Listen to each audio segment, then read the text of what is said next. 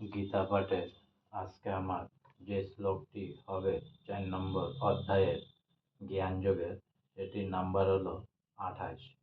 দ্রব্য যজ্ঞাস্ত ও যজ্ঞা যোগ যজ্ঞাস্ত থা পরে সা ধ্যায় জ্ঞান যজ্ঞাচ্চ যতই সংসিত ব্রতা।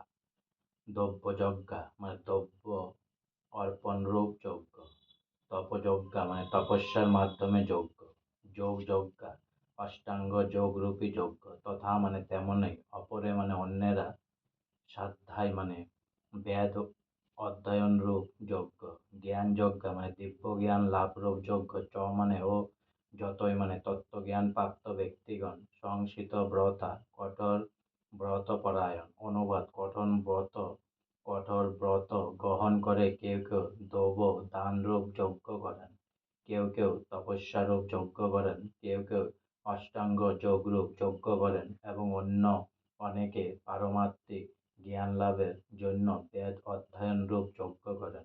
তাৎপর্য: এই সমস্ত যজ্ঞকে নানা রকম শ্রেণীবিভাগ করা যেতে পারে। অনেক লোক আছে যারা নানা রকম দান ধ্যান করার মাধ্যমে যজ্ঞ সম্পূর্ণ করে। ভারতবর্ষে অনেক ধনী বণিক ও রাজ পরিবারের লোক আছেন যারা ধর্মশালা, অন্নক্ষেত্র, অতিথিশালা, অনাথাশ্রম, বিদ্যাপীঠ আদি নানা রকম দাতব্য সংস্থা প্রতিষ্ঠা করেন। অন্যান্য দেশেও হাসপাতাল, বৃদ্ধদের আশ্রয় ভবন এবং এ ধরনের নানা রকম দাতব্য সংস্থা রয়েছে, যার উদ্দেশ্য হচ্ছে দুস্থ দরিদ্রদের খাদ্য সামগ্রী দান করা, শিক্ষাদান করা ও ওষুধ বিতরণ করা। এই সমস্ত দান কর্মকে বলা হয় দ্রব্যময় যজ্ঞ। অনেক লোক আছেন যারা উন্নতর জীবন অথবা স্বর্গারোহণ করবার জন্য চন্দ্রায়ন, চাতুর্মাস্য আদি স্বেচ্ছামূলক তপস্যার অনুশীলন করেন। এই সমস্ত পন্থার বিশেষ বিধি নিষেধের মাধ্যমে জীবনযাত্রাকে পরিচালিত করবার জন্য কঠোর ব্রত পালন করতে হয়।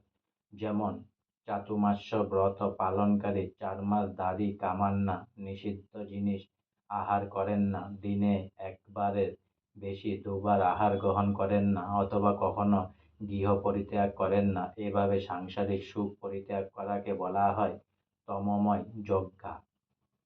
আর এক ধরনের লোক আছেন যারা ব্রহ্মজ্ঞ লাভ করবার জন্য পাতঞ্জল যোগ, হঠযোগ ও অষ্টাঙ্গ যোগ আদির অনুশীলনে প্রবৃত্ত থাকেন। কেউ আবার সমস্ত পবিত্র তীর্থে ভ্রমণ করেন।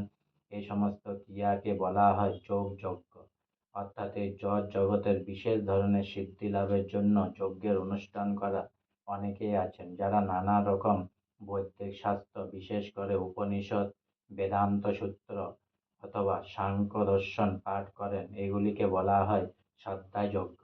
এই সমস্ত যোগীরা শ্রদ্ধা সহকারে বিভিন্ন প্রকার যজ্ঞে নিয়োজিত এবং তারা উচ্চতর জীবনের অভিলাষী, কিন্তু কৃষ্ণ ভাবনামৃত এ সমস্ত যজ্ঞ থেকে ভিন্ন, কারণ তা হচ্ছে পরম রস মাধুর্যপূর্ণ ভগবানের সাক্ষাৎ সেবা।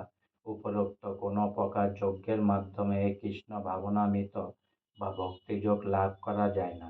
তা লাভ করা যায় কেবল ভগবান ও তার শুদ্ধ ভক্তের কৃপার ফলে। তাই কৃষ্ণ ভাবনামৃত হচ্ছে দিব্য অপ্রাকৃত।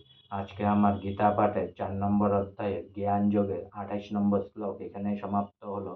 তা অনেক অনেক সাবস্ক্রাইব করুন, অনেক অনেক লাইক করুন, অনেক অনেক ভালো থাকুন, অনেক অনেক সুস্থ থাকুন, অনেক অনেক আনন্দে থাকুন, অনেক অনেক হেল্প করতে থাকুন সবাই সবাইকে। আর সঙ্গে বলুন হরে কৃষ্ণ কৃষ্ণ কৃষ্ণ হরে হরে, হরে রাম রাম রাম হরে হরে। রাধে রাধে। অনেক অনেক সাবস্ক্রাইব করুন প্লিজ।